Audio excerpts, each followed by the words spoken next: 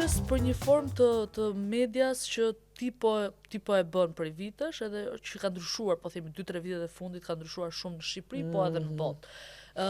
Të bësh gazetari në mediat, po themi në mediat online, në rrjetet sociale. Ti ke një podcast që është në televizion dhe gjithë aktivitetin tënd pastaj e çon në rrjetet sociale.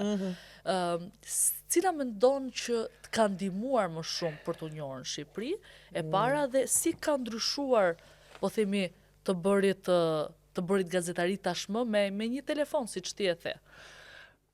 Për mua, the future për media është me reels, me social media, pra, e ardhmja në media ti mendon që është tek rrjetet sociale? Për shembull, emisionin tim, podcastin tim është rreth 5-10 minuta. Edhe mbledh në 4 pjesë për YouTube.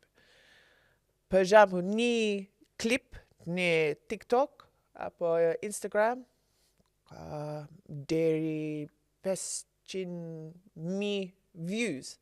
Po jo në YouTube. Vetëm në rrjetet social.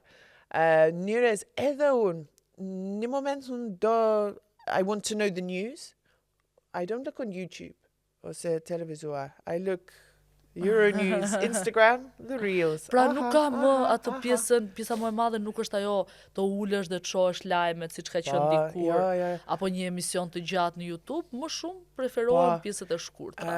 Një vit përpara unë ka një klasë në Universitet Tiranës, në fakultet për gazetaris. Edhe unë bën një klasë për shkruaj artikoj në anglisht. Edhe një student, duart lartë, po pse do mëson për të shkruaj një artikoj? Sepse njerëz nuk ka interes për leksion online. Vetëm për reels. Unë jam interesuar vetëm një reels, një klip të vogla. Unë do të qanë.